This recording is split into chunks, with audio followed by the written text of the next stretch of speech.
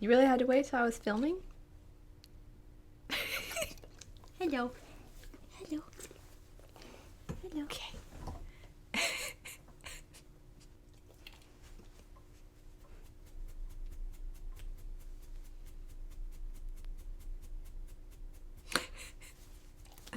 You done? Did you get that itch? Yeah? Hi guys, so today's video is going to be a list of some anti-bookish buzzwords. So if you don't know, it's pretty self-explanatory, so you probably do.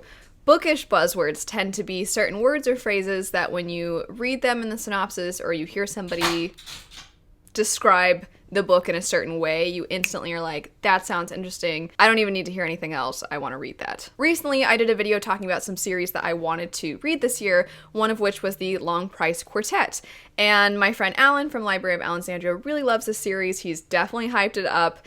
But one aspect of it that makes me a little bit nervous is the fact that it is kind of a multi-generational story, meaning that throughout the series, you see our main characters age and you do stick with them, but you also see their children, you see the events from earlier books take effect later, and that aspect sounds really cool. But as a character-driven reader, when I see multi-generational, I usually get a little bit bummed because I love sticking with characters. I say all the time, I just want to sit with them and their feelings, and I feel like we kind of miss that because it's like, I'll sit with you and your feelings here, and then let's take 20 years later and sit with your feelings. And I'm like, what about all that time in between? How'd they feel then? And I had described that as, in a way, an anti-bookish buzzword. But that got me thinking, what are some other terms, phrases, things I see that I instantly don't want to read a certain book if those pop up? Jumping into it, I feel the need to clarify that of course there are exceptions with all of these, so it doesn't mean that if I see this I'm never giving that book a chance ever.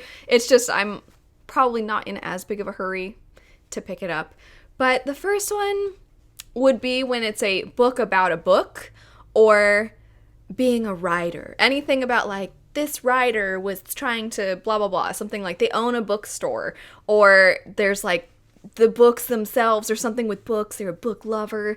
There's just this writer trying to figure out his life or her life. I don't know. I'm not saying that the author is lazy by any means. I'm not saying that the story is just gonna sell itself now. But in a way, making your main character love books, making your book about books, it kind of feels like those characters who have no personality, they're void of any interest or motivation, so that you as the reader can insert yourself and be like, this is like me. It almost feels like that. It feels like a way to self-insert for the reader because readers like books, so we're probably instantly going to be like, that's like me. And it's an instant draw, I suppose. I don't know.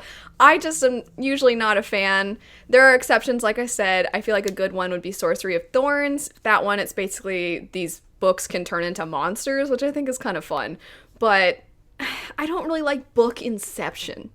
You know? I'm just like, let me just read the book. Can they have different interests in me? If they have some random interests, like they also really love snow leopards, then I'll be like, wow, that's so random and unique. But it's not random and unique. For your character to like books, like of course we all like books, or for your character to be a writer, because a lot of readers are also aspiring writers, so it's not lazy, it's not a cop-out, it just, I don't know, it feels like it doesn't have the most amount of originality. The next one would be family drama. So, I'm on two sides of hearing family drama. There's two different kinds of family drama. There's family drama where something like Jade City, which ultimately I didn't end up loving because I kind of didn't really like most of the characters, but I was so excited for that book because the idea of this crime family in this fantasy world that's kind of like almost present day our world, and they're almost like involved with drugs because the drugs have to do sort of with their magic system. It just sounded so awesome, and the idea of there being family drama within, I thought was gonna really, I did like that aspect of that book. That's not the kind of family drama I'm talking about. I'm talking about a book, and I haven't read this book, but this is an example. It's one of the Kristen Hanna books where it's like there's a family living in Alaska and their family just like doesn't really get along because the dad's mean and the one sister is always giving the other sister a hard time, and I don't know, those kinds of things. And I'm just like, okay, I don't know. Maybe it's because I've had enough family drama in my own life that I don't really want.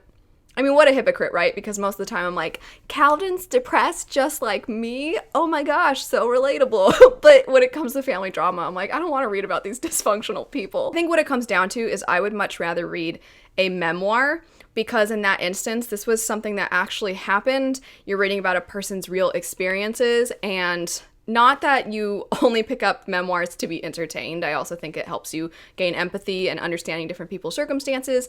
But something like the book Educated was phenomenal, and I guess you could categorize that as a family drama. But those are things that happen to a real person.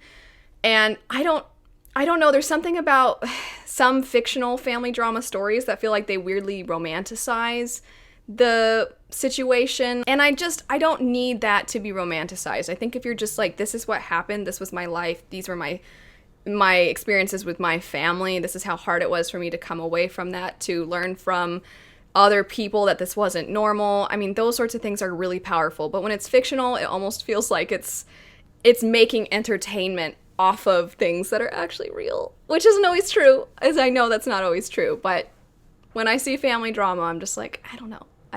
This next one is interesting because if you just change it a little bit, then I'm very intrigued.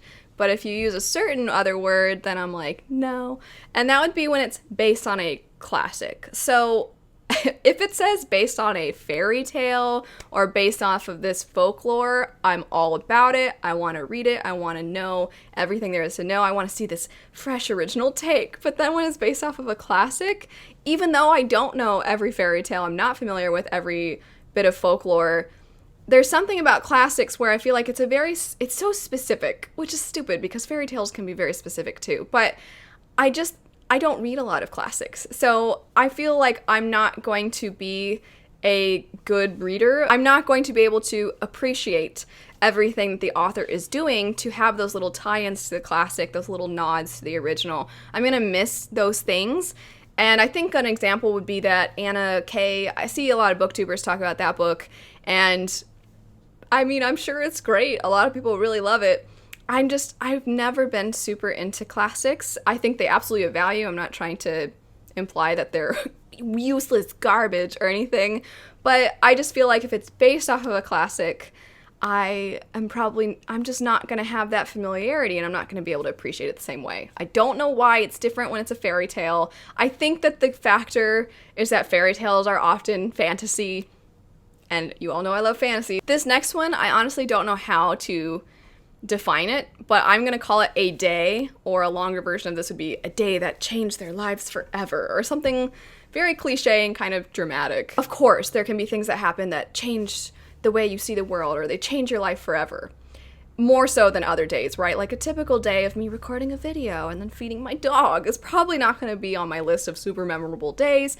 And yes, there are certain days that happen that they literally change the course of your life. I get that. But I don't know, they're always really, really over the top. Like two people meet in a coffee shop and they go on this date and they fall in love, and then they never stop thinking about this person that they fell in love with on this one day, and then years later they meet again. I just feel like they don't have the same depth, and I want the depth. I don't want to be with people for just a single day. It's the opposite of multi-generational. I'm like, okay, I want a little more time with you. The last two, I might as well just say Taylor Jenkins Reid because it's anything to do with music, rock and roll, with a slash, not specific rock and roll, but music / rock and roll, or anything to do with Hollywood and glamour and a starlet. And that's why I say Taylor Jenkins Reid wrote Daisy Jones and the Six and that other one, The Seven Husbands of Evelyn Hugo. So both of those, I know so many people love them. They have nothing but praise for them. And I'm like, oh, it just sounds boring. It sounds boring to me. It kind of reminds me of the show Mad Men, where when it's on, I'll watch it and I'll be like, well, dang, that was really rude. Or like, oh my gosh, that guy, ugh. And I'll have reactions. But as soon as it's off, I'm like, I don't care. I don't care about watching all of these terrible human beings. And I think that, once again, I would read a memoir. but I don't know if I want this in a fictional setting. I'll add though to the music one that my background is in music education. It's what I went to school for. I play the violin. So anytime a story has a violinist or some kind of classical music component to the story, I try not to be that snobby reader that's like, that's not actually what it's like, but okay. I try not to be that person because I don't actually expect people to know. So an example would be in This Savage Song and Our Dark Duet, there's a part where a character who plays the violin, all of a sudden, like, all their strings start snapping, and I'm just like, no, that's probably not, that wouldn't just coincidentally happen all at once unless you, like, chalked the violin across the room or something. But anyway, I don't really pay that much attention, and I'm very willing to be forgiving of it, but having had a connection to music, I just feel like a lot of people's outside perspective of what it's like to be a musician, what it's like to dedicate that much time to something like that, the amount of time it takes to be good at an instrument, I just feel like sometimes there's that drum movie, what is it even called? And I feel like people who are musicians find that movie really annoying, and then people who aren't are like, wow, the dedication that it takes from you guys, I had no idea. And you're like, it does, but it's not quite like that. Sometimes I'm like, this is probably not really gonna be that accurate, which isn't always true. The Kingdom of Beck by Marie Lu was amazing. I loved it, but I was hesitant to pick that book up for this very reason. Now that I've made myself sound like a complete snob, let me know what your anti-bookish buzzwords are. Anyway, thanks so much for watching. I hope you have a great rest of your day, and I'll see you all later. Bye. I need to work. I need to film. Okay. All right. Are you gonna begin the video?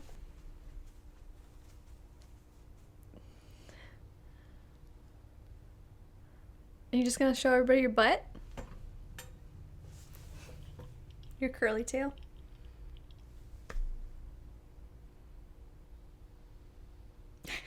Okay.